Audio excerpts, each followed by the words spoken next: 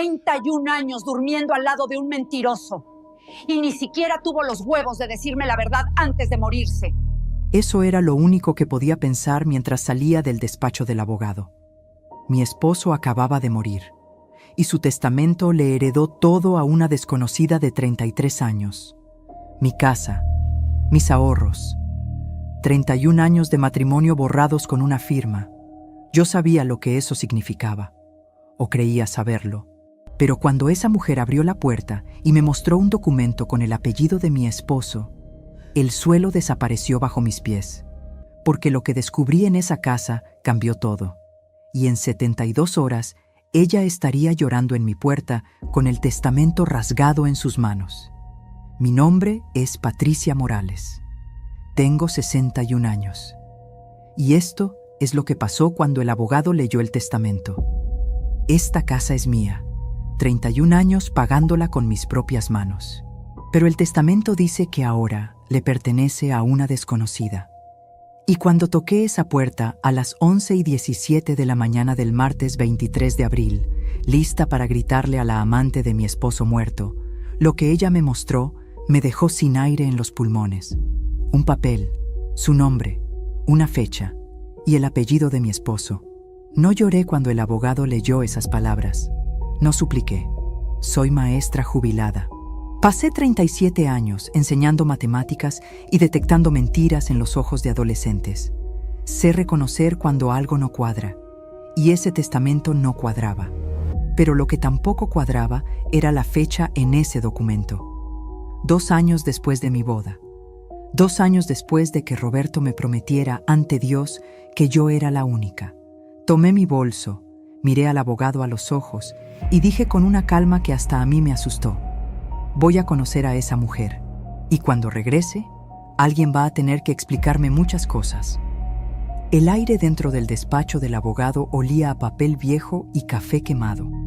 La luz fluorescente del techo parpadeaba cada 5 segundos, creando un ritmo que me estaba volviendo loca. Todo parecía normal, un martes común. Gente caminando por la calle afuera, el ruido de los autos, pero mis manos temblaban tanto que tuve que sentarme sobre ellas. Rabia, pura rabia contenida durante los 14 días desde el funeral. Hace 2 semanas enterré al hombre con quien compartí 31 años de matrimonio, Roberto Morales. 63 años. Infarto fulminante a las 6:15 de la mañana del 9 de abril. Cayó en la cocina mientras yo preparaba el desayuno. Ni siquiera tuvo tiempo de decir adiós. Pensé que ese era el peor dolor que podría sentir. Estaba equivocada. El funeral fue un martes. Llovió. Recuerdo el olor a tierra mojada mezclándose con el de las flores blancas que mis hijos llevaron. Mis 3 hijos. Carlos, 42 años. Andrea, 39. Y Daniela, la más pequeña, 35. Los crié en esa casa de la calle Morelos, número 347. La casa que ahora, según un papel firmado 6 meses antes de la muerte de Roberto, ya no es mía. Durante el funeral, la madre de Roberto, doña Estela, de 87 años, se mantuvo en silencio. Demasiado silencio. Sus ojos evitaban los míos. Yo lo noté entonces, pero no le di importancia. Estaba llorando a mi esposo. No tenía cabeza para sospechas. Qué ingenua fui. Una semana después del entierro, el abogado Jiménez me llamó. Necesito que venga a mi despacho, señora Morales. Es sobre el testamento de su esposo. Su voz sonaba incómoda, como si tuviera que darme malas noticias. Y las tenía. El despacho quedaba en el centro, a 20 minutos de mi casa. De mi casa. Todavía la llamaba así. Entré a las 10:30 de la mañana del martes 23 de abril. El abogado Jiménez tenía un folder manila sobre el escritorio. No me ofreció café. Eso debió advertirme. Señora Patricia, su esposo dejó instrucciones muy específicas y luego leyó: la casa de la calle Morelos, las cuentas de ahorro, los certificados de inversión. Todo. Absolutamente todo iba para una tal Mónica Herrera Solís. 33 años, dirección en la colonia Jardines del Sur. Yo no conocía a ninguna Mónica Herrera, pero mi cerebro de inmediato armó la única explicación lógica: La amante. Sentí que el piso se movía bajo mis pies. 31 años. 11.315 días construyendo esa vida. Pagando esa casa con mi sueldo de maestra cuando Roberto perdió su trabajo en el 2009. Pintando cada pared. Eligiendo cada mueble. Criando a mis hijos en esa sala. Y ahora una desconocida se quedaba con todo. El abogado seguía hablando, pero yo ya no escuchaba. Solo veía la dirección escrita en el testamento. Calle Jazmín, número 112. Pero antes de continuar, revisa si ya estás suscrito al canal y deja tu like. Y dime en los comentarios, ¿desde dónde del mundo me estás escuchando? De verdad quiero saber hasta dónde ha llegado mi historia. Salí del despacho a las 11:03 de la mañana. El sol brillaba, hacía calor, la gente caminaba normal, comprando pan, hablando por teléfono, viviendo vidas normales, y yo acababa de perder la mía. Pero no lloré. No en la calle, no donde alguien pudiera verme. 37 años enseñando me enseñaron a mantener la compostura. Hasta en el infierno una mantiene la frente en alto. Saqué mi teléfono, busqué la dirección. Calle Jazmín, número 112. A 32 minutos de donde estaba. No llamé a mis hijos, no llamé a nadie. Esto lo iba a resolver yo sola. Tomé un taxi. Durante todo el camino ensayé lo que le diría. Pensaba gritar. Pensaba exigir respuestas. Pensaba sacar 31 años de furia contenida. Lo que no pensaba era que esa mujer me enseñaría un papel que cambiaría todo lo que creía saber sobre mi matrimonio. La casa era pequeña, pintura blanca descascarada, un jardín con pasto seco. Nada lujoso. Nada que gritara amante consentida. Eso me confundió. Toqué el timbre a las 11:17 de la mañana. Escuché pasos del otro lado. La puerta se abrió. Era joven, mucho más joven de lo que esperaba. Cabello negro largo, ojos color café. Y cuando me vio, su rostro se puso pálido, como si supiera exactamente quién era yo. «¿Señora Patricia?» Su voz temblaba. Yo asentí. No confiaba en mi propia voz todavía. Ella tragó saliva. «Yo sabía que usted vendría. Pase, por favor. Necesito mostrarle algo. No entiendo por qué entré. Tal vez era curiosidad. Tal vez necesitaba ver con mis propios ojos dónde Roberto gastó el dinero que yo creía que era para nuestro futuro. La casa olía a canela. Había fotos en las paredes. Pero no pude verlas bien porque ella ya estaba caminando hacia la mesa del comedor. Tomó un sobre. Sus manos también temblaban. Antes de que me diga nada, necesita ver esto. Abrió el sobre. Sacó una certidión de nacimiento. Me la extendió. La tomé. Y leí. Mónica Herrera Solís. Nacida el 12 de marzo de 1993. Padre, Roberto Morales Vega. Madre, Carmen Solís Ruiz. 1993. 2 años después de mi boda. 2 años después de que Roberto me jurara fidelidad eterna. El papel se arrugó en mi mano. No era una amante. Era su hija. Una hija que nunca me mencionó. Una hija que escondió durante 33 años. Mis piernas dejaron de sostenerme. Tuve que agarrarme del respaldo de una silla. Sentía el corazón latiendo en mis oídos, tan fuerte que apenas escuchaba mi propia respiración. Mónica me guió hasta una silla. Se sentó frente a mí, y entonces habló. Yo tampoco lo sabía hasta hace 6 meses. Mi voz apenas salió. ¿Qué? Ella tragó saliva. Mi madre murió en octubre. Cáncer. En su lecho de muerte me dio una caja. Adentro estaban las cartas que le mandó durante años, y un sobre con dinero, cada mes, durante 33 años. Nunca vino a verme, nunca me llamó. Solo mandaba dinero, como si eso fuera suficiente. Sus ojos se llenaron de lágrimas. Pero había algo más en su voz. Un defecto. Una manera de arrastrar ciertas sílabas. Sentí un escalofrío recorrerme la espalda. Mi hija Daniela hablaba exactamente así. Exactamente. El mismo defecto desde pequeña. Las mismas consonantes trabadas. ¿Y tu madre nunca te dijo quién era él? Mónica negó con la cabeza. Solo me dijo que era un hombre casado, que me había abandonado antes de nacer, que él nunca quiso saber nada de mí. Por eso cuando el abogado me llamó hace 2 semanas, pensé que era una broma cruel, pero no lo era. Él me dejó todo, todo lo que debería ser de usted. Mis manos temblaban sosteniendo esa certidumbre. Las palabras danzaban frente a mis ojos. Lo que yo no sabía entonces era que faltaba una pieza más, una pieza que destrozaría lo poco que quedaba de mi imagen de Roberto. Y esa pieza tenía un nombre: Estela, mi suegra, la mujer que me abrazó en el funeral, la mujer que lloró conmigo, la mujer que siempre supo.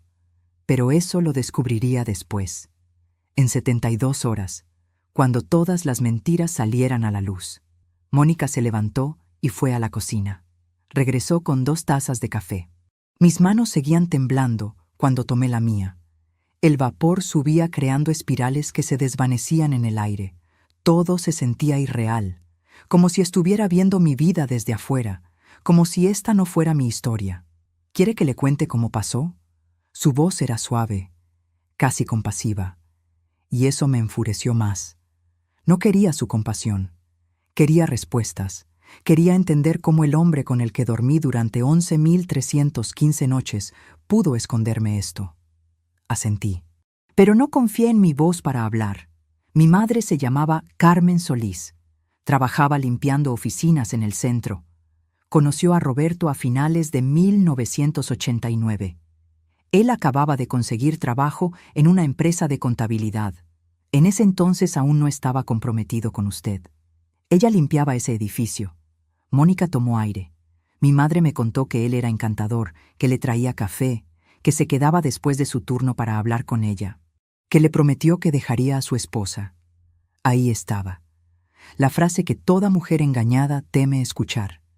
Dejaría a su esposa. Yo era la esposa que según Roberto iba a dejar. Pero nunca lo hizo. 33 años después, seguía casado conmigo. O había estado. Hasta que su corazón decidió detenerse a las 6:15 de la mañana del 9 de abril. Cuando mi madre le dijo que estaba embarazada, en marzo de 1990, él entró en pánico. Desapareció por 2 meses. No contestaba llamadas. Cambió de rutina. Mónica miró su taza. Luego, en mayo, le dijo la verdad, que había conocido a otra mujer, que se iba a casar con ella, que lo sentía pero no podía reconocerme. Mi madre no lo volvió a buscar hasta después de que yo naciera. Entonces sí fue a su casa, en el verano de 1991. Me dijo que lo vio con una mujer embarazada en el jardín, usted, y un bebé pequeño, y entendió que él había elegido. Que nosotras nunca seríamos parte de esa elección.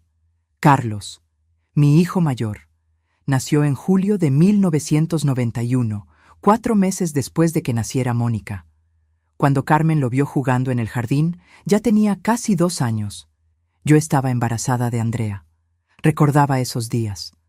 Roberto jugando con él en el jardín los domingos, yo preparando la comida, creyendo que éramos una familia feliz. Mientras en algún lugar de la ciudad, Carmen limpiaba oficinas con mi hija creciendo en su vientre. ¿Y el dinero? ¿Cuándo empezó a mandar dinero? La voz me salió más dura de lo que pretendía. Mónica se encogió un poco. Cuando yo tenía 3 meses, mi madre dice que él apareció una noche. Le dio un sobre con efectivo. Le dijo que vendría cada mes, pero que nunca quería verme, que no existía para él. Y cumplió. Durante 33 años mandó dinero. Nunca faltó un mes, pero tampoco vino nunca. Hice cálculos mentales rápidos. 37 años enseñando matemáticas me habían dado esa habilidad. Mónica nació en marzo de 1993. Roberto empezó a mandarle dinero 3 meses después. Junio de 1993. Ese verano yo estaba embarazada de Andrea, con náuseas todo el día, y Roberto salía 2 veces al mes diciendo que tenía juntas de trabajo. Juntas de trabajo. Mentiras. Todo había sido mentiras. ¿Cuánto? ¿Cuánto te mandaba? Mónica bajó la mirada. 2,000 pesos al mes. Durante 33 años. Hice el cálculo. 79,000 pesos en total. No era una fortuna, pero tampoco era poco. Y yo trabajando doble turno cuando Roberto perdió su empleo en 2009, dando clases particulares los fines de semana, vendiendo postres para sacar dinero extra, mientras él mandaba 2,000 pesos mensuales a una hija que según él no existía. Algo no cuadraba. Si Roberto la había ignorado durante 33 años, ¿por qué de repente le dejaba todo en el testamento? ¿Qué había cambiado? Mónica pareció leer mi mente, porque me hizo la pregunta antes de que yo pudiera formularla. ¿Se pregunta por qué me lo dejó todo? Asentí. Ella se levantó. Fue a un cajón. Sacó un sobre arrugado. Lo puso sobre la mesa frente a mí. Esta carta llegó junto con el testamento. Es de alguien que usted conoce muy bien. Tomé el sobre. Mis dedos rozaron el papel grueso. Papel caro. No era la letra de Roberto. Era letra de mujer. Letra temblorosa de persona mayor. Y entonces vi el nombre en el remitente. Estela Vega de Morales. Mi suegra. El aire se congeló en mis pulmones. Abrí la carta. La fecha era del 20 de octubre del año pasado, 5 meses antes de la muerte de Roberto, y las primeras líneas me quitaron el aliento. Mónica, me estoy muriendo. Los doctores me dan 3 meses, tal vez 4, y no puedo irme sin arreglar el error más grande de mi vida. Yo sabía de ti desde el principio. Tu madre vino a buscar a Roberto cuando tenías 2 meses. Yo abrí la puerta. Yo la corrí. Yo le dije que mi hijo nunca te reconocería, que no quería bastardos ensuciando el apellido Morales. Mis ojos se llenaron de lágrimas. Seguí leyendo. Las palabras se volvían borrosas. Le exigí a Roberto que te mantuviera en secreto, que mandara dinero para que se callaran, pero que nunca te viera, que nunca te reconociera. Y él obedeció. Durante 33 años obedeció. Pero ahora que estoy frente a la muerte, entiendo que fui yo la que cometió el pecado. No tu madre. No tú. Yo. La carta continuaba. Estela le contaba a Mónica que había obligado a Roberto a hacer un testamento, que si él moría primero, todo debía ir para ella, la hija que él nunca conoció, la hija que ella había rechazado. Era su manera de pedir perdón, su manera de arreglar décadas de crueldad. Solté la carta. Mis manos temblaban tanto que el papel cayó al suelo. Estela, la mujer que me enseñó a hacer el mole de Roberto, la que cuidó a mis hijos cuando yo trabajaba, la que me abrazó en mi boda y me dijo que era la hija que nunca tuvo. Esa mujer había sabido todo el tiempo, había orquestado todo, había convertido a su hijo en un mentiroso y a mí en una tonta. ¿Ella murió? Mi voz sonaba hueca. Mónica asintió. 3 semanas después de mandarme esa carta. 1 de noviembre. Doña Estela había muerto el 1 de noviembre. Yo estaba ahí, en el hospital, sosteniendo su mano. Mientras ella cerraba los ojos me dijo, «Cuida a Roberto, Patty. Prométeme que lo cuidarás». Y yo se lo prometí, sin saber que ella acababa de destruir mi futuro con ese testamento. Lo que yo no sabía entonces era que Mónica no me había contado todo. Había algo más, algo en las fechas, algo que no cuadraba. Y cuando lo descubriera 3 días después, cuando Mónica llegara a mi puerta llorando con el testamento rasgado, entendería que la traición de Roberto era mucho peor de lo que imaginaba, porque la fecha en esa certidumbre de nacimiento escondía un secreto que cambiaría todo. Me quedé sentada en esa silla durante 17 minutos. Sé que fueron exactamente 17 porque miraba el reloj en la pared cada 30 segundos, como si el tiempo pudiera darme respuestas. Las 11:34, las 11:35, las 11:36. Mónica no hablaba, solo esperaba. Esperaba a que yo procesara que mi vida entera había sido construida sobre mentiras. ¿Sabes qué es lo peor? No es el engaño. Es darme cuenta de todas las veces que lo supe, todas las veces que algo dentro de mí me dijo que algo estaba mal. Y yo elegí ignorarlo, porque era más fácil creer en la mentira que enfrentar la verdad. 1993. Febrero. Yo tenía 6 meses de embarazo de Andrea. Roberto llegaba tarde los martes y jueves, siempre los mismos días, siempre con la misma excusa. Junta de trabajo, Patty. Ya sabes cómo es el jefe. Yo asentía. Le calentaba la cena. Le preguntaba cómo había estado su día. Y él mentía. Mientras yo le servía arroz y frijoles, él mentía. Mientras le planchaba las camisas para el día siguiente, él mentía. Y en algún lugar de la ciudad, Carmen cargaba con su secreto, con nuestra hija, porque era nuestra. Aunque yo no lo supiera entonces. Abril de 1993. Encontré un recibo en el bolsillo de su pantalón. 2,000 pesos en efectivo retirados del banco. Le pregunté para qué era. Me dijo que había ayudado a un compañero de trabajo. Un compañero que tenía problemas. Yo le creí. Y seguí creyéndole cada mes. Durante 33 años. Julio de 2005. Roberto recibió una llamada a las 10:15 de la noche. Salió al jardín para contestar. Estuvo ahí 22 minutos. Lo cronometré porque la cena se estaba enfriando. Cuando regresó, le pregunté quién era. Mi madre, dijo.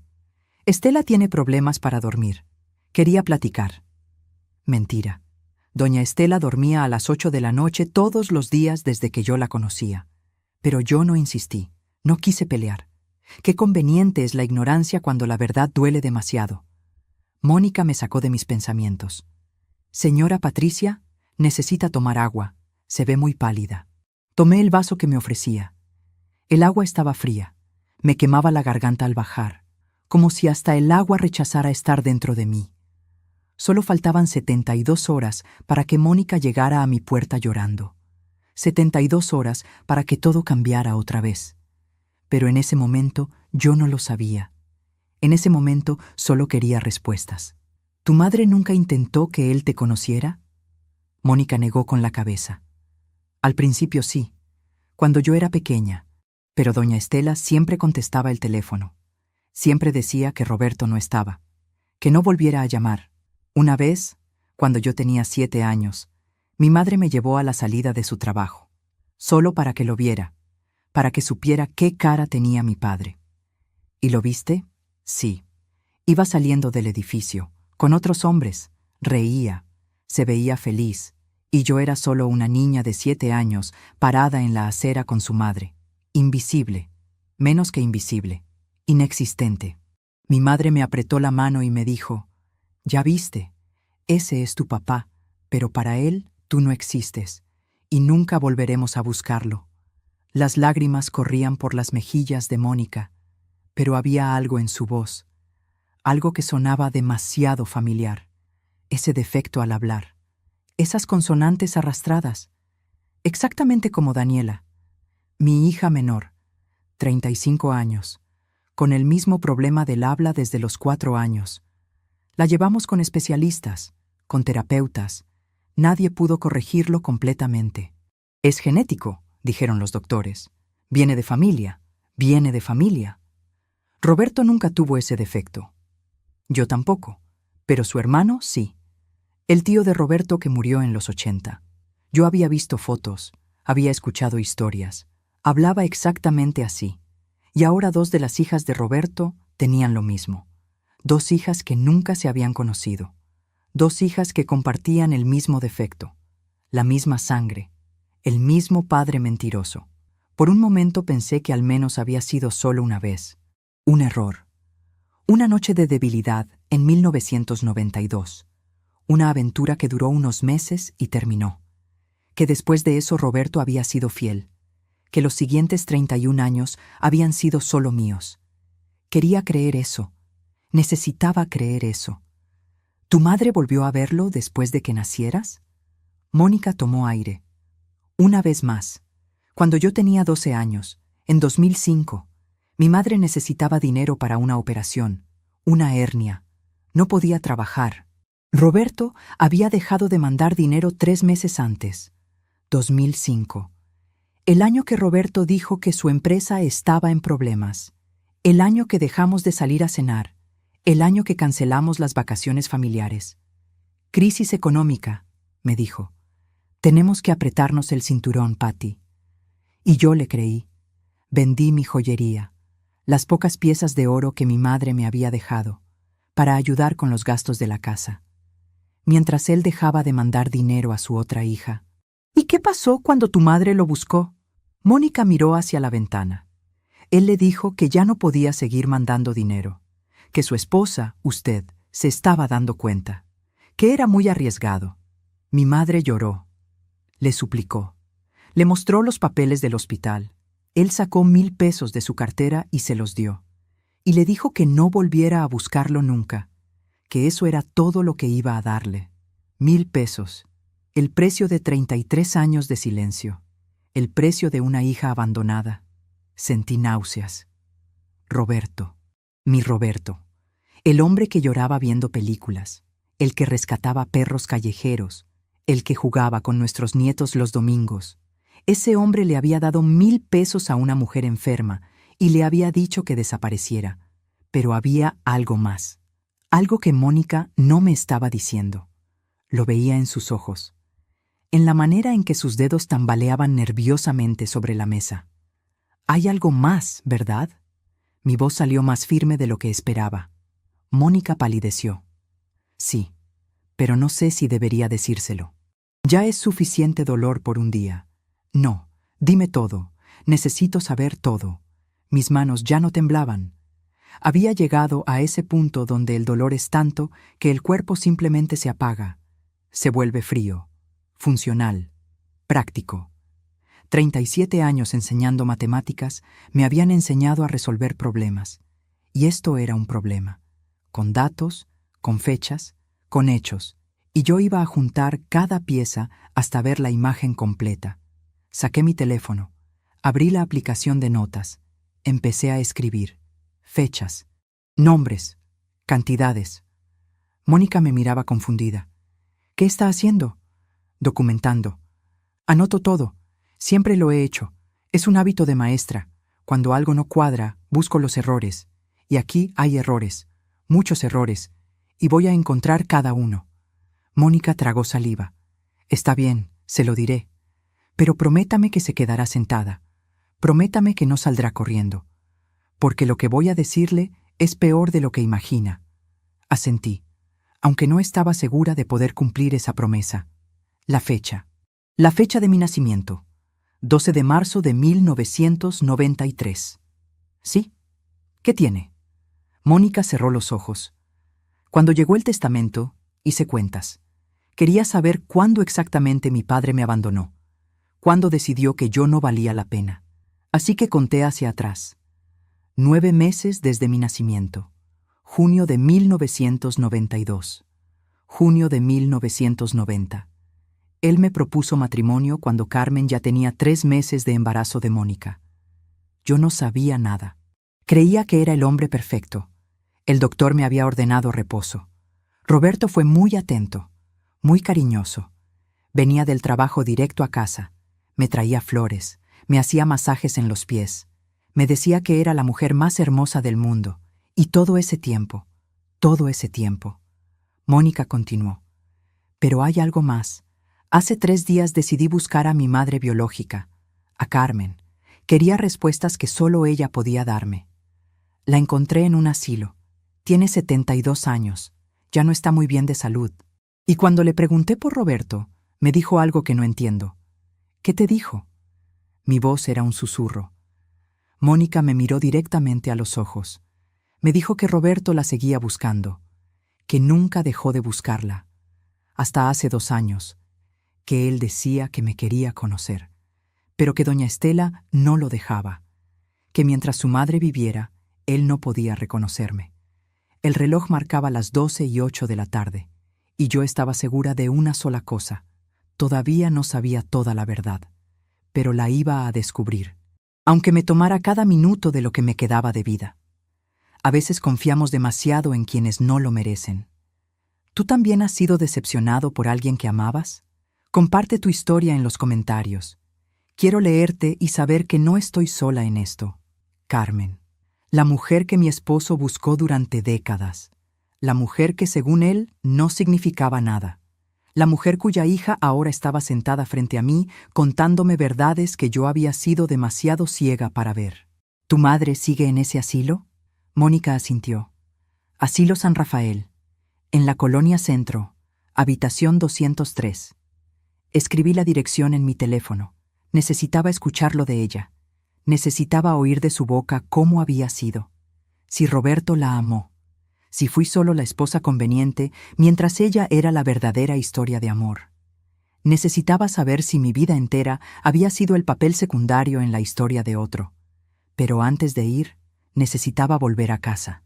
Necesitaba ver las fotos, los documentos, las cuentas bancarias, los recibos. Si Roberto había estado mandando dinero durante 33 años, tenía que haber dejado rastros, y yo iba a encontrar cada uno. Me levanté. Las piernas apenas me sostenían. Mónica se puso de pie también. Señora Patricia, yo no quiero esa casa. No quiero su dinero. No quiero nada que le pertenezca. Cuando supe que usted existía, cuando supe que había hijos, nietos, toda una familia, le dije al abogado que rechazaba la herencia. Pero me dijo que legalmente no podía, que tenía que aceptarla primero y luego decidir qué hacer. Por un segundo sentí esperanza. Una pequeña chispa de alivio. Tal vez esto se podía arreglar. Tal vez podíamos dividir todo. Tal vez. Entonces, ¿vas a rechazar la herencia? Mónica bajó la mirada. No lo sé. Es lo único que mi padre me dejó. Lo único que prueba que yo existí para él. Aunque fuera al final. Aunque fuera por culpa de una vieja moribunda buscando redención. Y ahí estaba. La verdad. Mónica no iba a rechazar nada, y yo no podía culparla. Pero eso no quitaba el hecho de que 31 años de mi vida estaban ahora en manos de una extraña que llevaba la sangre de mi esposo, una extraña que era mi hijastra, una extraña que tenía más derecho legal sobre mi futuro que yo misma. Salí de esa casa a las 12:23 de la tarde. El sol seguía brillando. El mundo seguía girando. Y yo seguía viva, aunque por dentro me sentía muerta. Llegué a mi casa a la 1:04, la casa de la calle Morelos. Mi casa, por ahora. Entré y todo olía a Roberto. Su colonia, su café, su presencia fantasma en cada rincón. Abrí las ventanas. Necesitaba aire. Necesitaba que algo se moviera porque yo me sentía congelada en el tiempo. Fui a nuestro cuarto. Nuestro. Qué irónico. Nunca había sido nuestro. Había sido mío y de sus mentiras. Abrí su closet. Su ropa seguía ahí. Camisas planchadas, pantalones doblados, zapatos alineados. Como si en cualquier momento fuera a volver del trabajo. Como si todavía estuviéramos en la farsa. Empecé a buscar. Bolsillos, cajones, cajas. Encontré recibos de restaurantes, de gasolineras, de tiendas, todos normales, todos explicables. Y entonces encontré algo en el bolsillo interior de un saco negro. El saco que usaba para ocasiones especiales. Una fotografía, pequeña, tamaño cartera, doblada por la mitad. La abrí, y el aire se me escapó. Era una niña, 5 o 6 años, cabello negro largo, sonrisa con dientes chuecos, uniforme escolar, y detrás, con letra de Roberto, Mónica, primer año de primaria, 1998.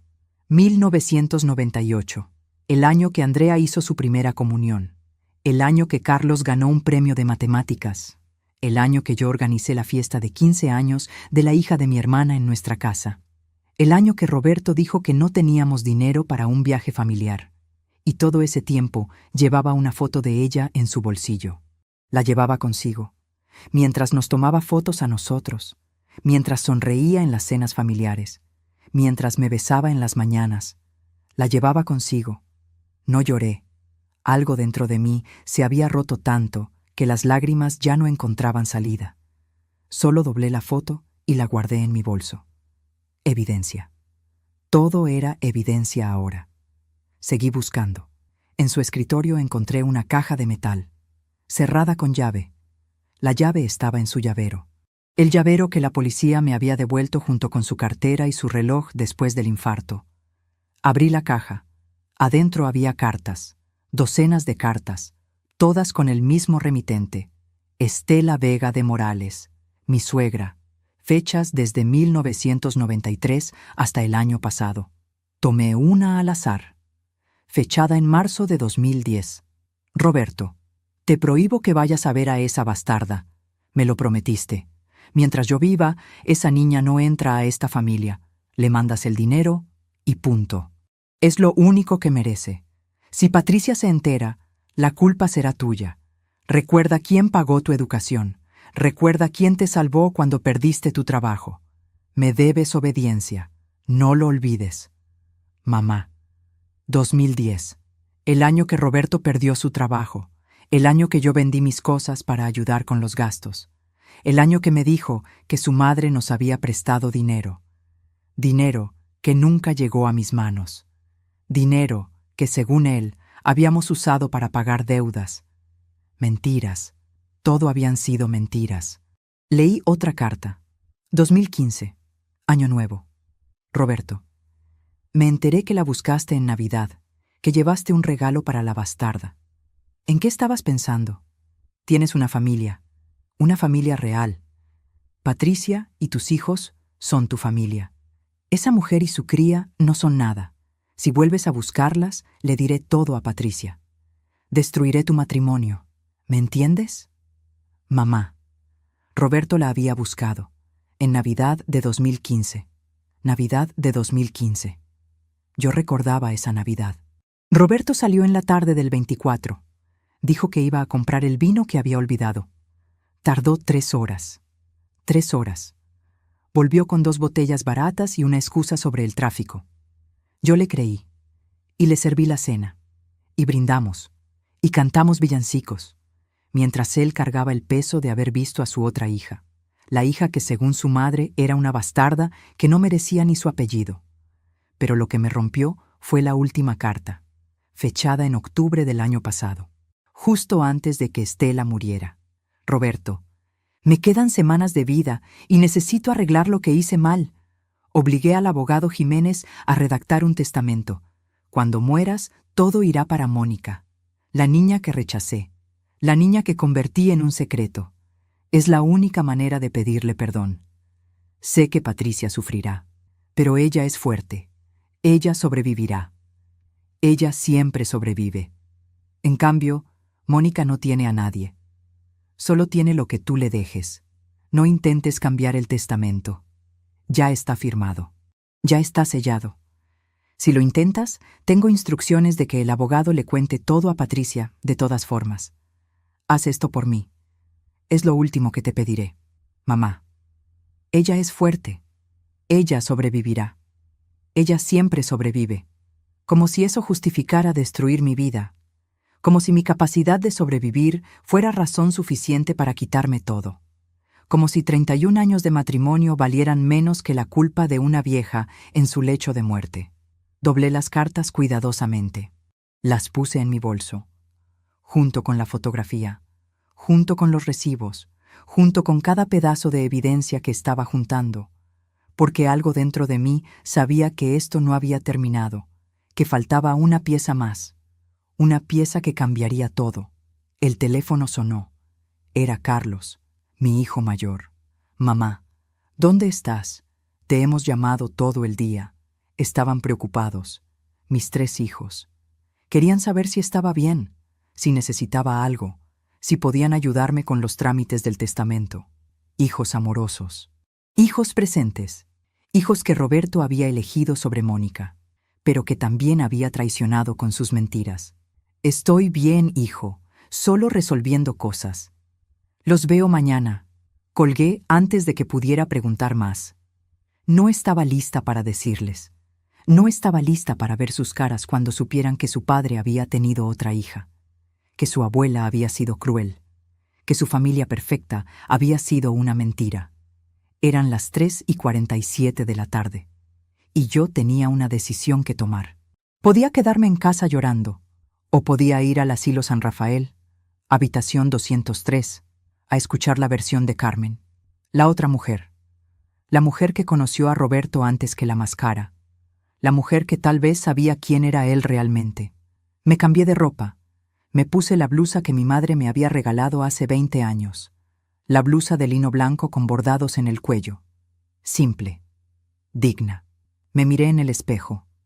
61 años, cabello gris, arrugas en la frente, ojos cansados, pero la frente en alto. Siempre la frente en alto. No iba a darle el gusto a nadie de verme destruida. Me destruiría en privado.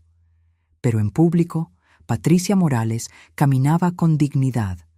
Salí de casa a las 4:12, y en exactamente 68 horas, todo lo que creía saber volvería a cambiar. Porque Mónica encontraría algo en las fechas, algo que ni ella ni yo habíamos visto.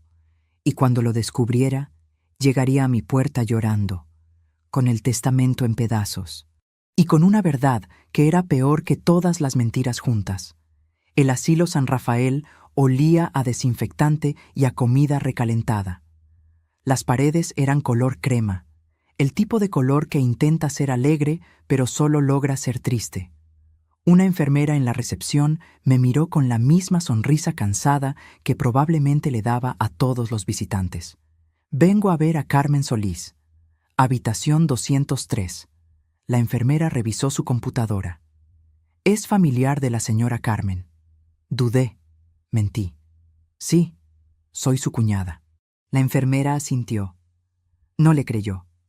Pero tampoco le importó. Segundo piso. Elevador al fondo. Subí las escaleras. Necesitaba mover el cuerpo.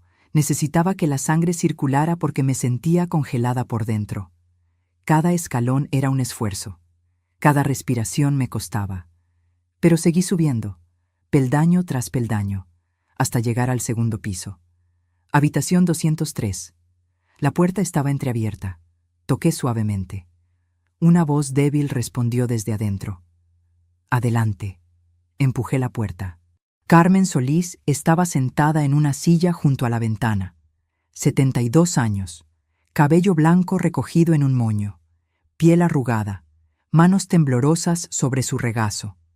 Me miró con ojos que todavía eran brillantes, inteligentes, llenos de vida a pesar del cuerpo frágil. ¿Usted es Patricia?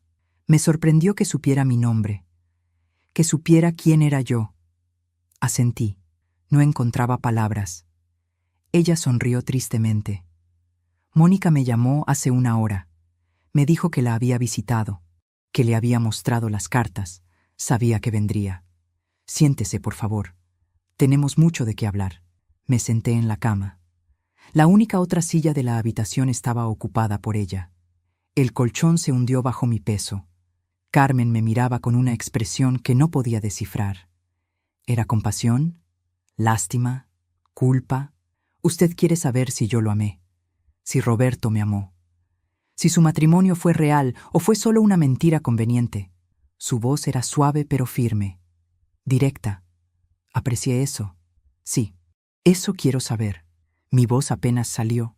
Carmen tomó aire. Lo amé. Durante 2 años lo amé con la intensidad estúpida de una mujer de 28 años que cree que el amor lo puede todo. Roberto era encantador, divertido. Me hacía sentir especial.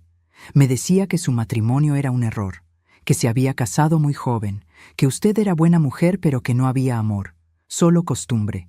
Cada palabra era un cuchillo, pero necesitaba escucharlas, necesitaba saber. Carmen continuó. Cuando quedé embarazada, él se asustó. Desapareció durante 2 meses, cambió de trabajo, cambió de número. Yo lo busqué. Fui a su casa. La vi a usted en el jardín, embarazada, con un niño jugando a sus pies. Y supe que todo lo que Roberto me había dicho eran mentiras. Usted no era una esposa fría, era una mujer enamorada cuidando de su familia. Y yo era la tonta que había creído en las palabras de un mentiroso. Y después de que Mónica naciera, Carmen miró por la ventana. Él volvió. 3 meses después del parto, una noche, tocó mi puerta. Traía un sobre con dinero. Me dijo que iba a mandarlo cada mes, pero que nunca iba a reconocer a Mónica, que su madre no lo permitía, que si yo hablaba, si lo buscaba, si causaba problemas, se aseguraría de que nunca viera un peso más. Yo acepté, porque era madre soltera, porque limpiaba oficinas, porque 2,000 pesos al mes era la diferencia entre comer o no comer. El silencio llenó la habitación. Afuera se escuchaban las voces de las enfermeras, el ruido de una camilla rodando por el pasillo. La vida continuaba, pero dentro de esa habitación el tiempo se había detenido. 2 mujeres, 2 vidas destruidas por el mismo hombre, 2 historias entrelazadas por mentiras. Pero hay algo que Mónica no sabe. Carmen me miró directamente a los ojos. Algo que nunca le dije, algo que Roberto me hizo prometer que me llevaría a la tumba. Mi corazón se aceleró. ¿Qué? Carmen cerró los ojos. Cuando Mónica tenía 3 años, Roberto vino a verme. No por el dinero. El dinero siempre lo mandaba por correo. Vino a verme a mí. No, por favor. No quería escuchar lo que seguía. Pero Carmen continuó. Me dijo que me extrañaba, que pensaba en mí, que su matrimonio con usted era solo una fachada, que me amaba. Y yo, Dios me perdone, le creí otra vez. Durante 6 meses nos vimos, en hoteles baratos, en su carro, en cualquier lugar donde nadie nos conociera. Y entonces quedé embarazada otra vez. El mundo se detuvo, otra vez. ¿Qué? Mi voz era un grito ahogado. Carmen abrió los ojos. Estaban llenos de lágrimas. Perdí ese bebé a las 8 semanas. Pero cuando se lo dije a Roberto, ¿sabe qué hizo? Se rió. Se rió y me dijo que era lo mejor, que un bastardo era suficiente, que 2 hubiera sido un desastre. Y luego me dio 5,000 pesos, como si eso pagara la vida que perdí, como si eso pagara el corazón que me rompió por segunda vez. 1996. Hice el cálculo rápidamente. Si el embarazo era de 8 semanas cuando lo perdió, si Mónica tenía 3 años. 1996. El año que Daniela cumplió 6 años. El año que Andrea tuvo varicela y yo pasé 2 semanas sin dormir cuidándola. El año que Roberto era tan atento, tan cariñoso, tan presente. Y todo ese tiempo estaba con Carmen, embarazándola, riéndose de su dolor. Mientras te cuento todo esto, me pregunto desde dónde podrías estar escuchándome. Escribe el nombre de tu ciudad en los comentarios. Me encantaría saber hasta dónde están llegando mis palabras. Después de eso no lo volví a ver. Solo el dinero que llegaba cada mes. Puntual, como un reloj, durante 30 años. Hasta que hace 2 años dejó de llegar. Carmen se limpió las lágrimas. Pensé que finalmente se había olvidado de nosotras, que habíamos dejado de existir para él. Y me sentí aliviada, porque significaba que era libre, libre de esperarlo, libre de odiarlo, libre de amarlo. Pero entonces Mónica me trajo la noticia, el testamento, la herencia, y entendí que nunca fuimos libres, que él seguía controlando nuestras vidas incluso desde la tumba. Me levanté. Las piernas me temblaban. Necesitaba salir. Necesitaba aire. Carmen, ¿Roberto alguna vez mencionó por qué dejó de mandar dinero hace 2 años? Carmen asintió. Mónica lo investigó. Fue cuando doña Estela se enfermó, cuando le diagnosticaron el cáncer. Ella lo obligó a dejar de mandar dinero. Dijo que cada peso debía ir para su tratamiento, para su cuidado. Roberto obedeció. Como siempre, obedecía a su madre, doña Estela, la mujer que yo cuidé durante su enfermedad, la mujer que me pedía que me quedara con ella en el hospital, que le leyera, que le diera de comer. Yo dejé mi trabajo de medio tiempo para cuidarla esos últimos 6 meses, y ella usó ese tiempo para planear cómo quitarme todo. Usó su enfermedad para manipular a Roberto, para controlar hasta el último detalle de su venganza, porque eso era, venganza, no redención. Estela no quería salvar a Mónica, quería castigarme a mí, por ser la esposa que su hijo eligió, por ser la madre de sus nietos legítimos, por tener lo que Carmen nunca tuvo, un apellido, un lugar, una familia. Solo faltaban 64 horas. 64 horas para que Mónica descubriera la última pieza del rompecabezas. La pieza que yo todavía no veía. La pieza que cambiaría todo otra vez. Salí del asilo a las 5:32 de la tarde. El sol comenzaba a ocultarse. El cielo era color naranja y rosa. Hermoso, cruel en su belleza. Caminé hasta mi carro, cerré la puerta, y ahí, donde nadie podía verme, donde nadie podía juzgarme, finalmente lloré. Grité. Golpeé el volante con mis puños hasta que me dolieron las manos. Solté 31 años de rabia, de dolor, de traición. Lloré por la Patricia que creyó en su matrimonio. Lloré por la Patricia que defendía a Roberto ante sus amigas cuando decían que ningún hombre era confiable. Lloré por la Patricia que vendió su joyería, que trabajó doble turno, que sacrificó sus sueños. Lloré por todas las Patricias que fui, y por la Patricia que nunca volvería a ser, cuando ya no me quedaban lágrimas, cuando mi garganta estaba en carne viva de tanto gritar. Saqué mi teléfono. Busqué el contacto. Abogada Ramírez. Una amiga de la universidad, especialista en herencias, en testamentos, en encontrar huecos legales. Marqué. Ella contestó al tercer timbre. Patricia, qué sorpresa. ¿Cómo estás? No estoy bien, Lucía. Y necesito tu ayuda. Necesito que revises un testamento. Necesito saber si hay manera de impugnarlo. Y necesito saber hasta dónde puedo llegar legalmente para recuperar lo que es mío. Lucía escuchó mientras yo le contaba todo, cada detalle, cada fecha, cada carta. Cuando terminé, ella guardó silencio durante largos segundos. Finalmente habló. Patricia, no puedo prometerte nada, pero mándame todo lo que tienes, fotos de las cartas, copias del testamento, todo. Voy a revisarlo.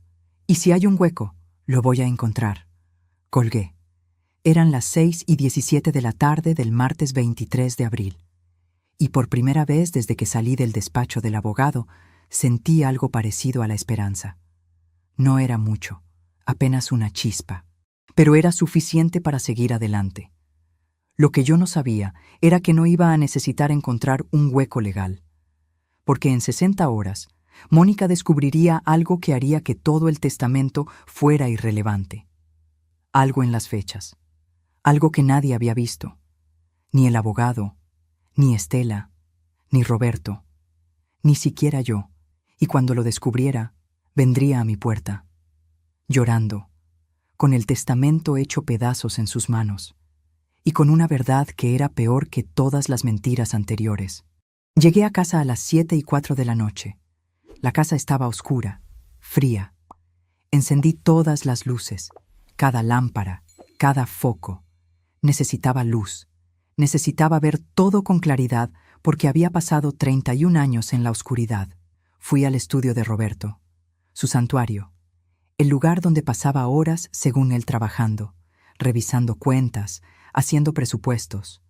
Empecé a abrir cada cajón, a sacar cada papel, a fotografiar cada documento. Lucía los necesitaba. Pero más que eso, yo necesitaba saber. Necesitaba ver exactamente cuánto había gastado Roberto en sus mentiras. En el tercer cajón encontré una libreta vieja, de esas con espiral y hojas amarillentas. La abrí, y ahí estaba. La contabilidad perfecta de un mentiroso. Columnas pulcras, fechas exactas, cantidades precisas. Marzo 1993, Carmen, 2,000 pesos. Abril 1993, Carmen, 2,000 pesos.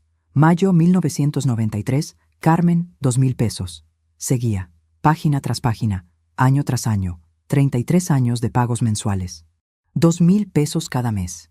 79,200 pesos en total. Pero había más. Había otras anotaciones. Diciembre 1998, regalo Mónica Navidad, 500 pesos. Agosto 2005, Hospital Carmen, 1,000 pesos. Marzo 2010, cumpleaños. Mónica 17, 800 pesos. Él la había recordado. En Navidades, en cumpleaños, en emergencias. No eran solo pagos automáticos. Era atención, era cuidado, era una relación. Y durante todo ese tiempo me decía que trabajaba horas extra, que tenía gastos de trabajo, que necesitábamos ahorrar, mientras gastaba en una hija que según él no existía. Fotografié cada página, envié cada foto a Lucía, y seguí buscando, porque si había una libreta, podía haber más. En el closet, Detrás de cajas de zapatos viejos, encontré otra caja de metal, más grande, sin llave a la vista. La saqué. Pesaba. La llevé a la cocina. Busqué un martillo. Y la abrí. El metal cedió al tercer golpe. Adentro había dinero. Fajos de billetes atados con ligas. Conté. 50,000 pesos. Y una nota escrita a mano, con letra de Roberto, para Mónica, por si algo me pasa. Que sepa que pensé en ella. 50,000 pesos escondidos. Mientras yo pagaba la luz con mi pensión. Mientras compraba lo más barato en el mercado. Mientras le decía a mis hijos que no podía ayudarlos económicamente porque la pensión apenas alcanzaba. 50,000 pesos que él guardaba para la hija que abandonó. Mientras a mí me daba excusas. Tomé el dinero. Lo guardé en mi bolso. Era mío ahora. Evidencia. O justicia. No estaba segura. Solo sabía que no lo iba a dejar ahí, para que el abogado se lo diera a Mónica junto con todo lo demás. El teléfono sonó. Era Andrea, mi hija del medio. Mamá, Carlos dice que estás rara, que colgaste muy rápido. ¿Estás bien? ¿Necesitas que vaya? Su voz estaba llena de preocupación, de amor, de ese amor que Roberto no le dio a Mónica. Y sentí rabia porque mis hijos eran buenos, eran presentes, eran todo lo que él no fue. Estoy bien, mi amor, solo cansada. Ya sabes, los trámites del testamento son agotadores. Nos vemos mañana. Mentí, como él me había mentido, porque algunas verdades son demasiado pesadas para compartirlas por teléfono. Colgué. Eran las 8:37 de la noche, y entonces lo vi. Un sobre manila debajo de la pila de papeles que había sacado del escritorio. Lo abrí. Adentro había extractos bancarios, de una cuenta que no conocía. Banco Nacional. Cuenta número 489-5632-147. A nombre de Roberto Morales Vega.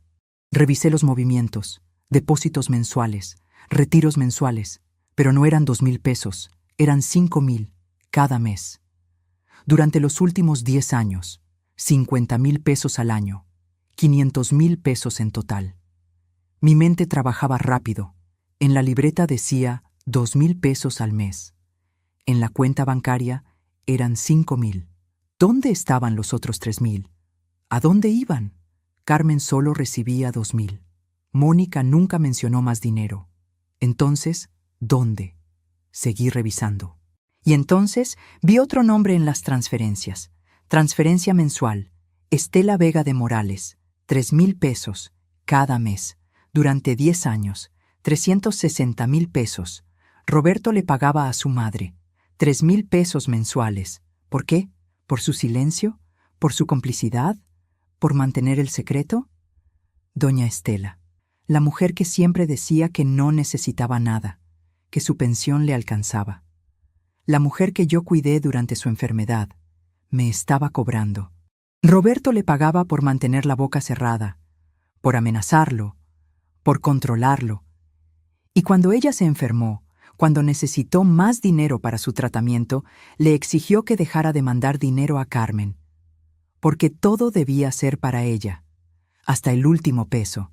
Fotografié todo, cada extracto, cada transferencia. Lo mandé a Lucía y escribí: esto es extorsión. Esto prueba que mi suegra lo manipulaba. ¿Sirve de algo? Lucía respondió en segundos: sigue buscando. Esto es oro. Necesito más. Volví al estudio. Saqué todo. Cada papel, cada carpeta, cada documento. La alfombra estaba cubierta de evidencia, de pruebas, de 31 años de mentiras documentadas. Y entonces encontré algo que no esperaba. Un documento legal, fechado en septiembre del año pasado, 6 meses antes de la muerte de Roberto. Un documento de cambio de testamento. Pero este no le dejaba nada a Mónica. Este testamento me dejaba todo a mí. Con fecha de septiembre, firmado por Roberto. Certificado por un notario diferente. Había 2 testamentos. Uno de septiembre que me favorecía. Uno de octubre, un mes después, que favorecía a Mónica. ¿Cuál era válido? El más reciente según la ley, el de octubre. el que Estela lo había obligado a hacer. Pero el de septiembre probaba algo. Probaba que Roberto había querido dejarme todo, que había ido con un notario por voluntad propia, y que un mes después, cuando Estela se estaba muriendo, ella lo había obligado a cambiar todo. Esto era coerción. Esto era manipulación. Esto podía invalidar el testamento de octubre. Llamé a Lucía. Eran las 10:11 de la noche. Ella contestó al primer timbre. «Dime que encontraste algo bueno». Le conté sobre los 2 testamentos, sobre las transferencias a Estela, sobre el dinero escondido, sobre todo. Lucía silbó. «Patricia, esto cambia todo. Mañana a primera hora vamos con el juez. Esto es coerción de un moribundo. Esto es extorsión. Esto puede anular el testamento de octubre. Pero necesito que traigas todo. Original. Cada papel, cada foto. Todo. Mañana sería el día. 60 horas después de leer el testamento, iba a pelear. Iba a usar cada papel, cada mentira, cada transferencia. Iba a demostrar que Estela había manipulado a su hijo, que el testamento no era válido, que mi casa seguía siendo mía. Pero lo que ninguna de nosotras sabía era que Mónica estaba haciendo sus propias investigaciones, que ella también había encontrado algo. Algo en las fechas de su nacimiento, algo que cambiaría todo el caso, algo que haría que ningún testamento importara. Me quedé despierta toda la noche, organizando papeles, haciendo copias, creando una carpeta con cada evidencia, cronológicamente ordenada, como una buena maestra, paso por paso, mentira por mentira, peso por peso. A las 3:42 de la madrugada encontré algo más. Una póliza de seguro de vida, a nombre de Roberto, con beneficiaria, Patricia Morales. 500,000 pesos. 500,000 pesos que nadie había mencionado, que el abogado Jiménez no había incluido en el testamento, porque no formaba parte del testamento. Era un documento separado, con beneficiaria irrevocable. Yo llamé a Lucía aunque era de madrugada. «Esto nos da apalancamiento», dijo. «Si peleamos el testamento y perdemos, al menos tienes el seguro. 500,000 pesos. No es todo, pero es algo. Es un respiro. Un respiro». Después de 31 años, merecía más que un respiro. Merecía justicia. Merecía verdad. Merecía todo lo que había construido con mis propias manos. A las 6 de la mañana del miércoles 24 de abril me bañé. Me vestí con mi mejor ropa. Pantalón negro, blusa blanca, saco gris, zapatos cerrados. Me vi en el espejo. Parecía abogada, parecía profesional, parecía alguien que sabía lo que hacía, aunque por dentro temblaba de miedo y rabia. Lucía pasó por mí a las 7:30. Traía café, 2 tazas. Las necesitábamos. En el carro revisamos todo otra vez, cada papel, cada foto, cada argumento. Íbamos a ver al juez Moreno, un hombre justo según Lucía, un hombre que odiaba la manipulación de ancianos, un hombre que podía ayudarnos. Pero cuando llegamos al juzgado a las 8:43, había alguien esperándonos en la entrada. Mónica, con los ojos rojos, con papeles en la mano, con el testamento, roto, hecho pedazos, llorando. «Señora Patricia, necesito hablar con usted. Necesito enseñarle algo. Algo que descubrí anoche. Algo sobre mi fecha de nacimiento. Algo que cambia todo». Su voz temblaba. Lucía me miró.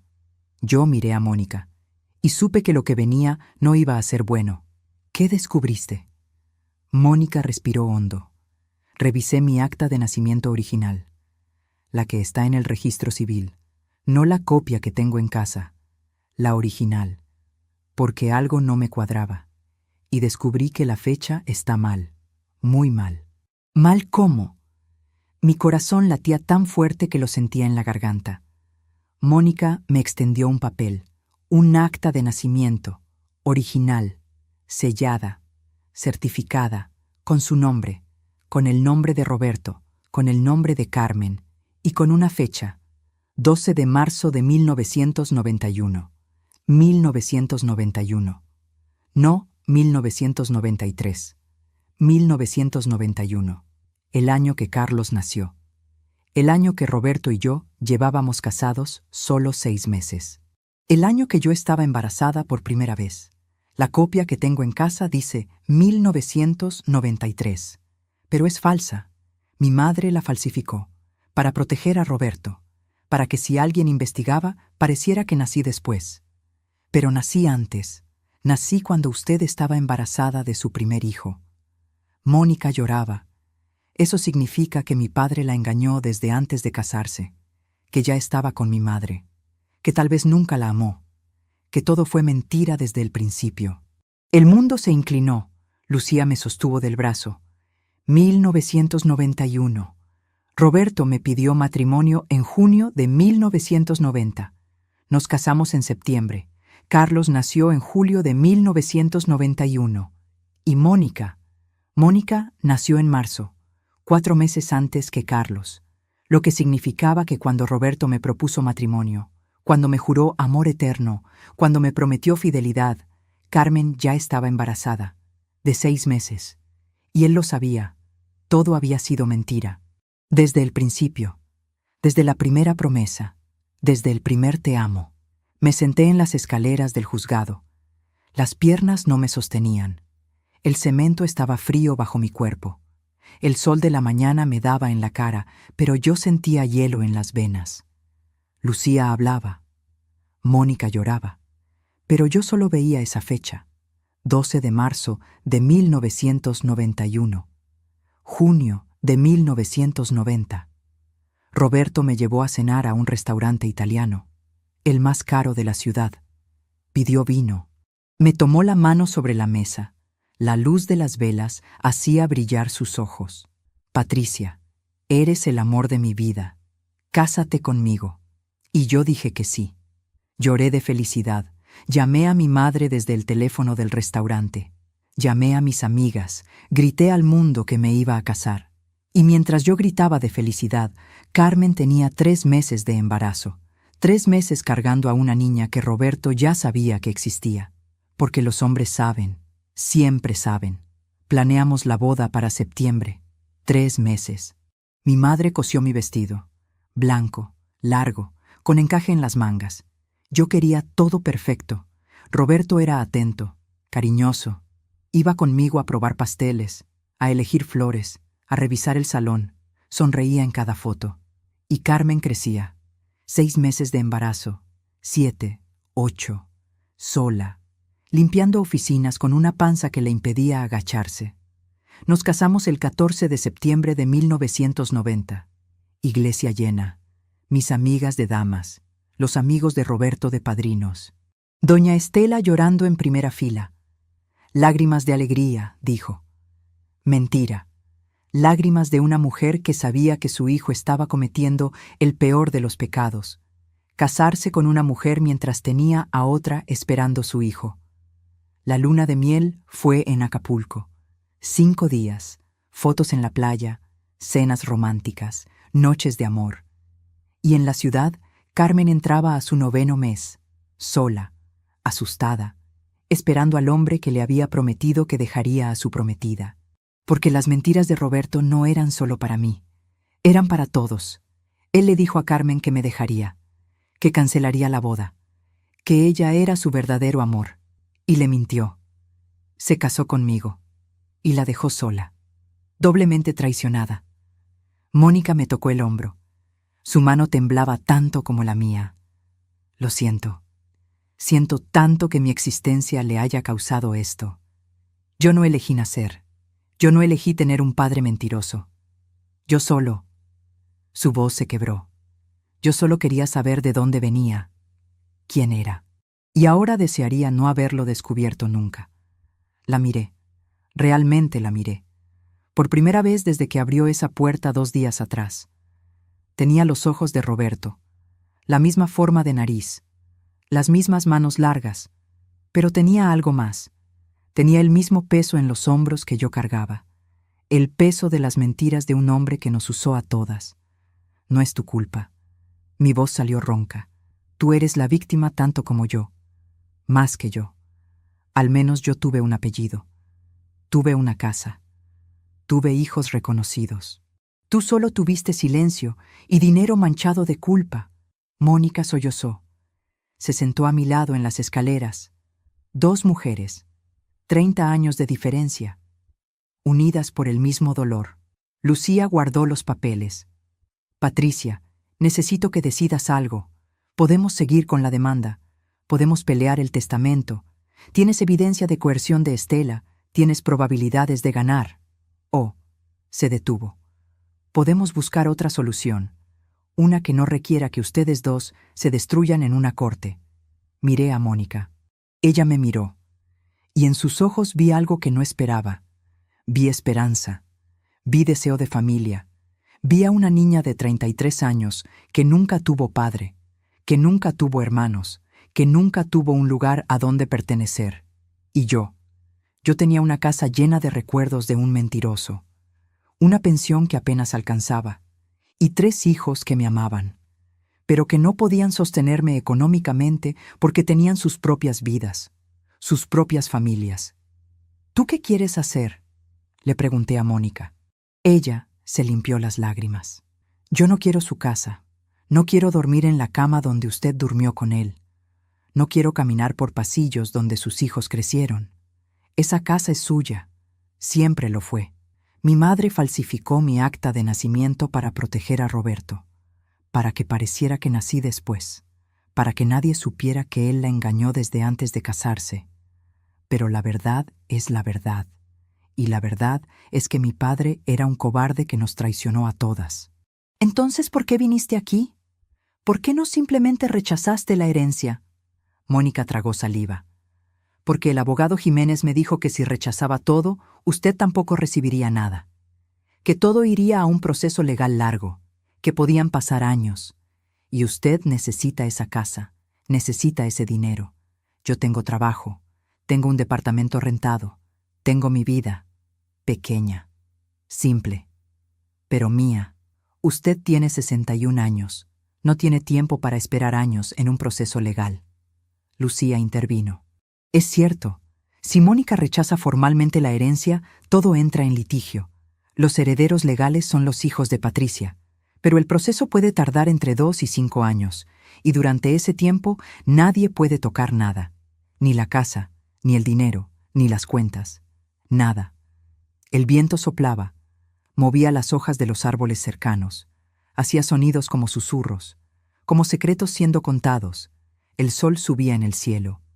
Eran las 9:17 de la mañana del miércoles 24 de abril. 72 horas después de leer el testamento. 72 horas después de descubrir que mi vida era una mentira. Y aquí estaba, sentada en las escaleras de un juzgado, con la hija bastarda de mi esposo, decidiendo el futuro de ambas. Hay otra opción. Lucía habló despacio, como si estuviera pisando terreno peligroso. Mónica puede aceptar la herencia, y luego puede venderle la casa a Patricia, a precio justo, y dividir las cuentas, 50-50. Así ambas tienen algo. Ambas pueden seguir adelante. ¿Venderme mi propia casa? La ironía era tan absurda que casi me río. Casi. Mónica negó con la cabeza. No, no voy a hacer eso. Voy a hacer otra cosa. Se levantó, se puso frente a mí, sacó el testamento de su bolso, el papel que el abogado Jiménez le había dado, y lo rasgó. 1 vez, 2 veces, 3 veces, hasta que fue solo confeti en sus manos. ¿Qué haces? Mónica sonrió entre lágrimas. Estoy rechazando una herencia construida sobre mentiras. Estoy rechazando el último intento de mi abuela de controlar vidas desde su tumba. Estoy rechazando ser parte de esta maldita historia. Lucía, ¿hay manera de que ella reciba lo que es suyo sin que yo tenga que aceptar primero? Lucía pensó. Sí, si presentamos el acta de nacimiento original, la de 1991, podemos argumentar que el testamento fue hecho bajo información falsa, que Roberto no sabía la fecha real del nacimiento de Mónica, que si hubiera sabido que nació antes de su matrimonio con Patricia, nunca hubiera hecho ese testamento, porque significaría admitir que engañó a Patricia desde antes de casarse. Es complejo, pero se puede hacer. ¿Y funcionaría? Mi voz apenas salía. Lucía asintió. Tengo un 80% de probabilidades de éxito, especialmente con toda la evidencia que encontraste. Las cartas de Estela, los pagos, la extorsión, todo suma. Podemos argumentar que el testamento debe ser invalidado y que la herencia debe ir según la ley, a la esposa legal, a ti, Patricia.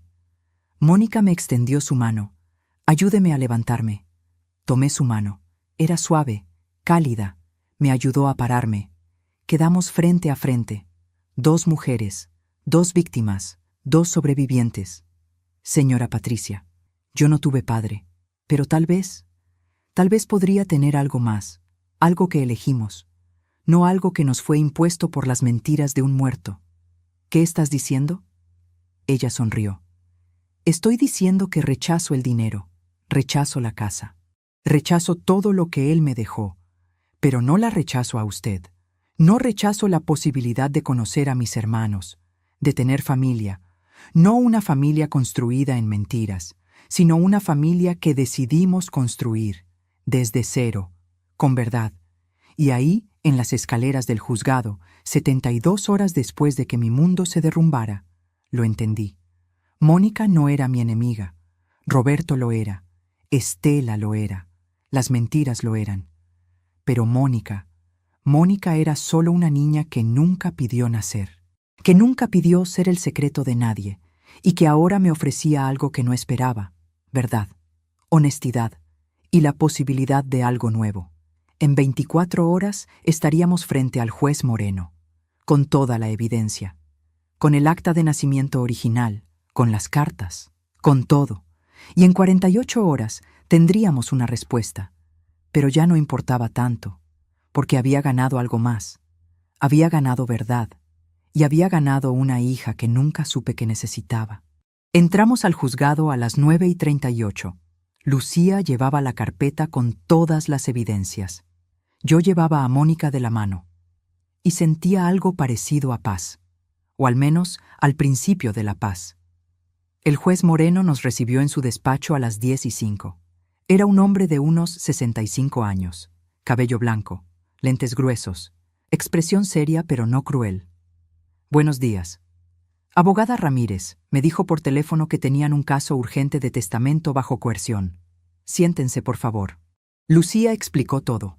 El testamento que dejaba todo a Mónica, las cartas de Estela, los pagos durante 33 años, la extorsión, los 2 testamentos, y finalmente el acta de nacimiento original, la que probaba que Mónica nació en 1991, no en 1993. El juez escuchaba, tomaba notas. Cuando Lucía terminó, se quitó los lentes, los limpió y miró a Mónica. Señorita Herrera, ¿entiende usted que si este testamento es invalidado, no recibirá nada? Legalmente, usted no tiene derecho sobre la herencia porque nació fuera del matrimonio y nunca fue reconocida. Todo iría a la señora Patricia como esposa legal. ¿Está segura de que quiere proceder? Mónica asintió. Estoy segura, su señoría. Yo no quiero nada que le pertenezca a la señora Patricia. Ella pagó esa casa durante 31 años. Ella vivió con las mentiras. Yo solo viví con la ausencia. No es lo mismo. El dolor no es el mismo. Y la justicia no debe ser la misma. El juez me miró. Señora Patricia, ¿usted qué opina? Tomé aire. Su señoría, durante 2 días he odiado a esta mujer sin conocerla, pero la verdad es que ella es otra víctima. Y si hay justicia en este mundo, esa justicia debe incluirla a ella también. No quiero quitarle todo. Quiero que ambas tengamos algo, pero necesito mi casa, necesito dignidad. El juez asintió. Revisaré todo. El viernes a las 10 de la mañana tendrán una respuesta, pero les adelanto algo. Estas cartas, estos pagos de la señora Estela, esto es extorsión clara, y un testamento hecho bajo extorsión no es válido. Prepárense para un fallo favorable, señora Patricia. Salimos del despacho a las 11:22. Mónica me detuvo antes de llegar a la salida. Señora Patricia, ¿puedo preguntarle algo? Su voz se quebró. ¿Usted cree que algún día podría verme como algo más que el error de su esposo? La pregunta me golpeó en el pecho. No sé. Fui honesta. No sé si puedo verte y no ver a Roberto. No sé si puedo verte y no recordar las mentiras. Pero sé que quiero intentarlo, porque tú no eres él. Tú eres mejor que él. Y mereces una oportunidad que él nunca te dio. Mónica lloró. La abracé. Y fue liberador.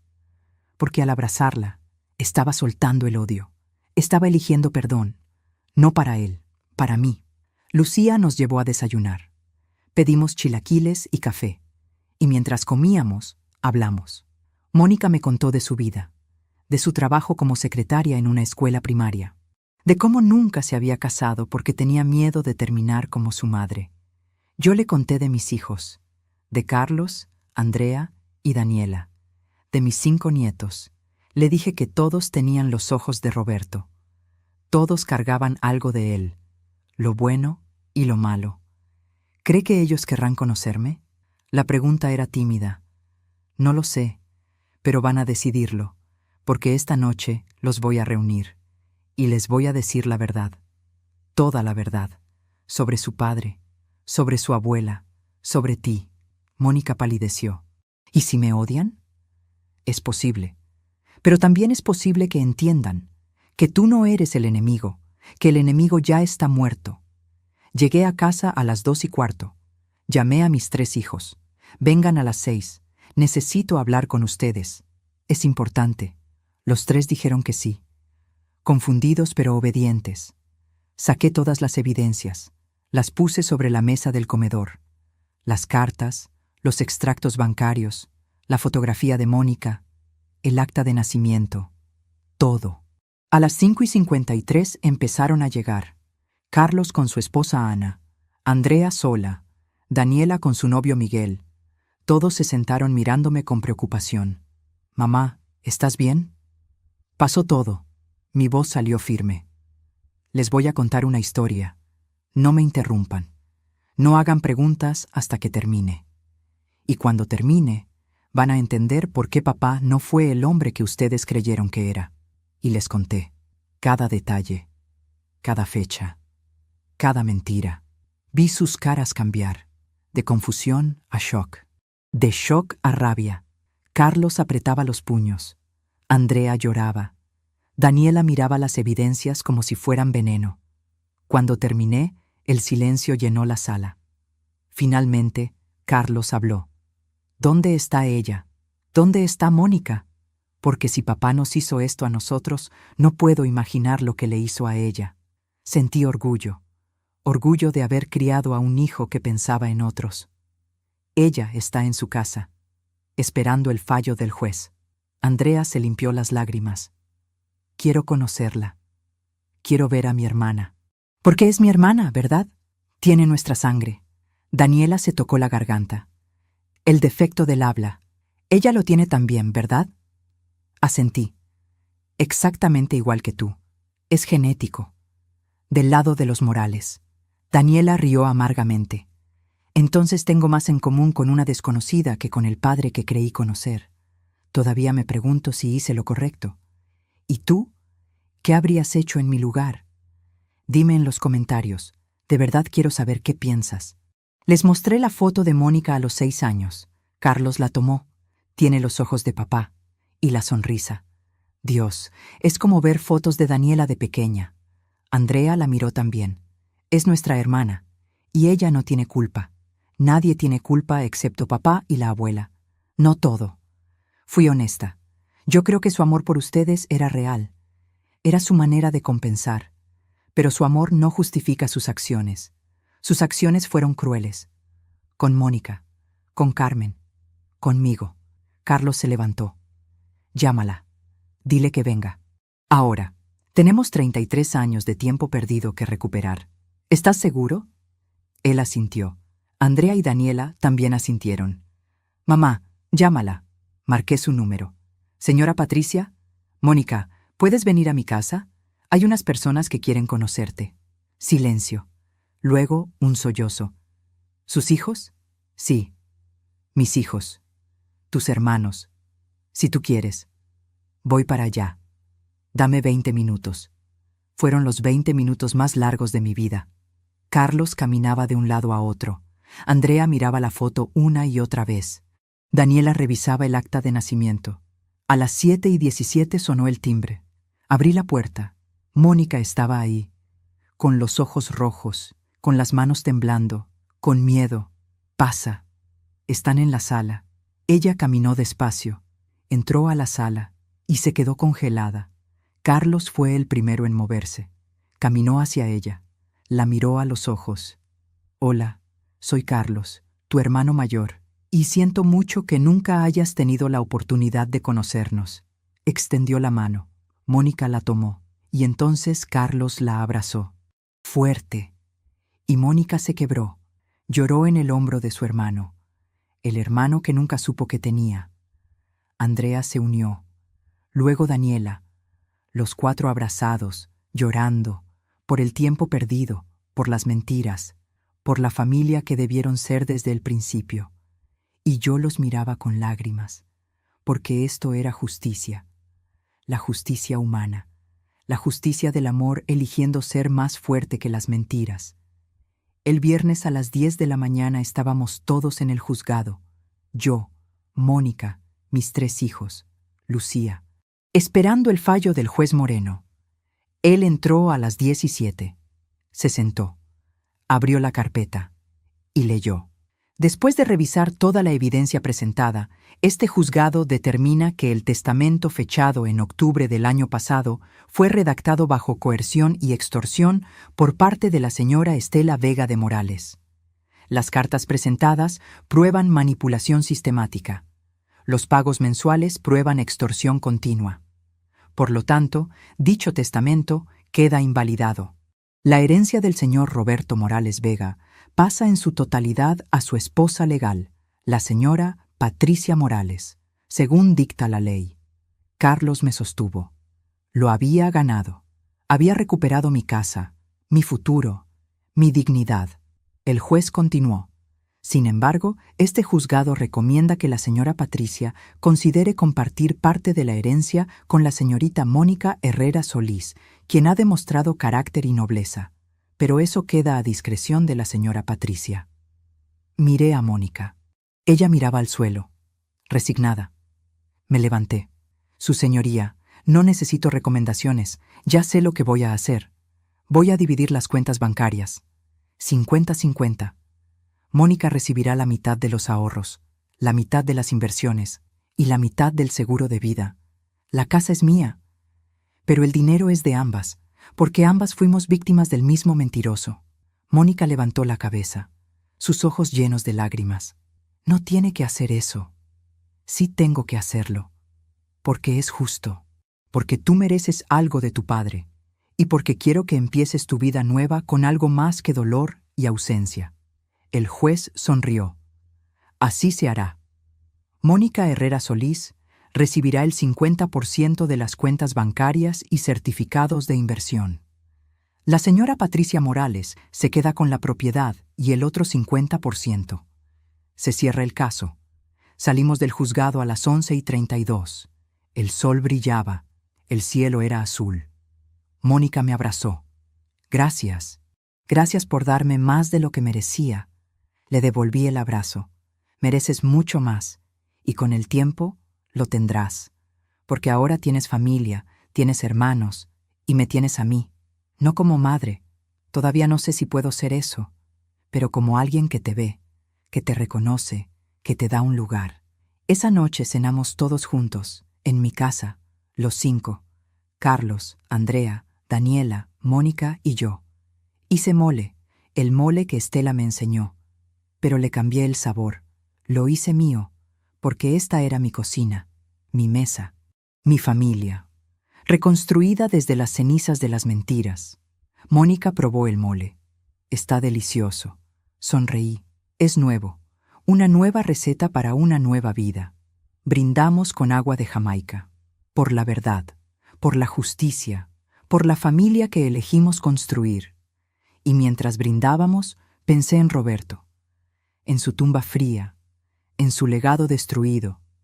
Su castigo era que lo recordaríamos no por lo bueno que hizo, sino por las mentiras que vivió. Y ese era un castigo peor que cualquier cosa que yo pudiera haberle hecho. y Estela. Su castigo era que su plan había fallado, que en lugar de destruirme, me había dado algo nuevo, una hija que ella rechazó, una familia más grande. Su último acto de crueldad se convirtió en mi acto de redención. Los muertos no ganan siempre. A veces, los vivos eligen algo mejor. Han pasado 8 meses desde aquel viernes en el juzgado, 8 meses desde que recuperé mi casa y gané una hija que nunca pedí. La casa de la calle Morelos sigue siendo mía, pero ya no huele a Roberto. Cambié las cortinas, pinté las paredes de color azul claro. Regalé su ropa. Quemé las cartas de Estela en el jardín una tarde de junio. Vi cómo 33 años de manipulación desaparecían con el humo, y sentí algo parecido a libertad. Mónica viene a cenar todos los domingos. Siempre trae postre. Se sienta al lado de Daniela. Sus voces suenan casi idénticas cuando hablan. El mismo defecto, la misma sangre. Pero ahora es algo que las une. Carlos la ayudó a encontrar un mejor trabajo. Ahora es coordinadora administrativa en una escuela secundaria. Hace 3 meses compró un pequeño condominio. Nada lujoso, pero suyo, completamente suyo. Y cuando me invitó a conocerlo, lloré. Porque por primera vez en 33 años, Mónica tenía un lugar que nadie podía quitarle. Andrea la llevó a conocer a mis nietos. Los niños la aceptaron con esa simplicidad hermosa que solo ellos tienen. Tía Mónica, les dijimos. Ahora ella va a sus juegos de fútbol y festivales escolares. Y cuando la veo aplaudir en las gradas, veo a Roberto. Pero ya no duele tanto. Ella es mejor que él. Con el dinero que le di, Mónica pagó deudas de su madre. Carmen sigue en el asilo con todo pagado por los próximos 5 años. Yo fui una vez. Carmen me miró con lágrimas. Lo siento, me dijo. Yo tomé su mano. Las dos fuimos engañadas. Las dos merecíamos mejor. El perdón es para nosotras mismas, no para él. Mis hijos procesaron el dolor cada uno a su manera. Carlos dejó de ir al cementerio. Andrea habló con un terapeuta durante 4 meses. Daniela escribió una carta llena de rabia y dolor. La puso en la tumba y nunca volvió. Yo también dejé de ir. La última vez fue en julio. Me paré frente a la lápida. Roberto Morales Vega, esposo amado, padre devoto, mentiras grabadas en piedra. Saqué mi alianza de matrimonio y la puse sobre la tierra. Te di 31 años de mi vida. Te di mi juventud, mi confianza, mi amor. Y tú me diste mentiras. Pero ya no te odio, porque el odio pesa. Así que te dejo aquí, con tus secretos, con tus cobardías. Y yo me voy. Libre, finalmente libre.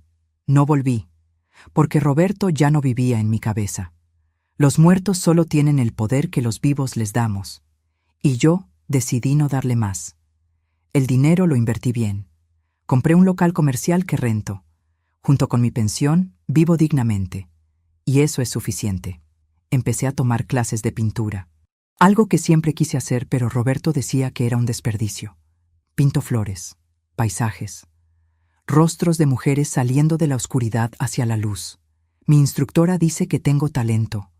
Nunca es tarde para empezar algo nuevo. Nunca es tarde para descubrir quién eres cuando las mentiras ya no te definen.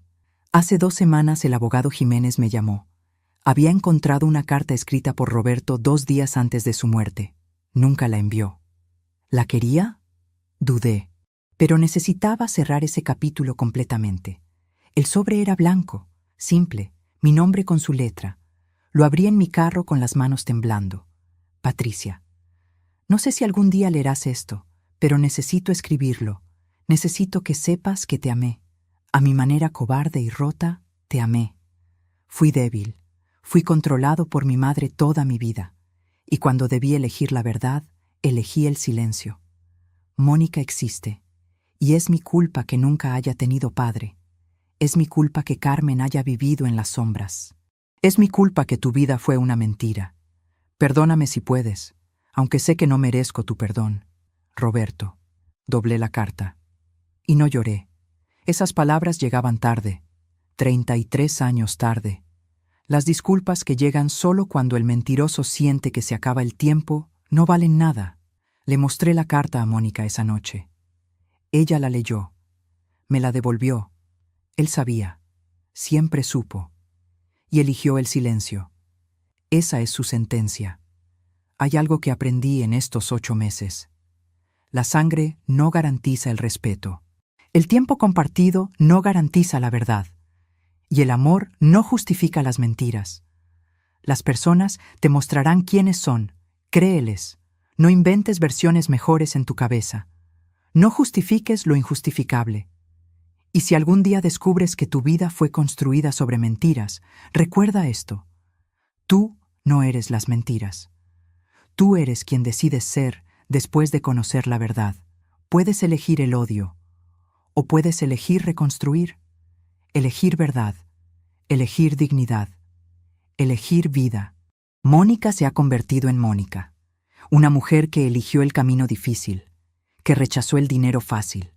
Y yo me he convertido en Patricia, no la esposa de Roberto, solo Patricia, una mujer que sobrevivió a la peor traición y decidió que eso no la definiría. Anoche cené con mis 4 hijos. Sí, 4. Porque Mónica es mi hija ahora. No por sangre, sino por elección. La familia que elegimos construir es más fuerte que la familia que nos imponen las circunstancias. Reímos. Contamos historias.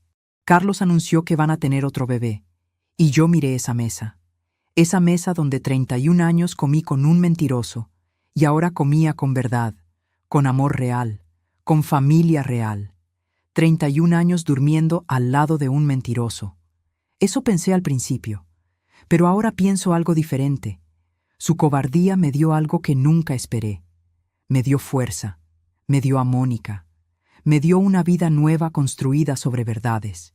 Y si mis nietos algún día preguntan por su abuelo, les diré esto. Era un hombre que no tuvo el valor de vivir con verdad. Pero su cobardía nos enseñó que la verdad duele. Pero las mentiras destruyen. Y que siempre, siempre, debemos elegir el dolor de la verdad sobre la comodidad de la mentira. Algunas puertas, una vez cerradas, se quedan cerradas para siempre. La puerta de mi matrimonio con Roberto está cerrada, con llave, sellada, enterrada. Pero otras puertas se abrieron. Puertas hacia una vida que elegí construir. No la vida que me dieron, sino la vida que merecía. Y esa vida incluye domingos con 4 hijos. Incluye pinturas de mujeres saliendo de la oscuridad. Incluye una casa que huele a nuevo.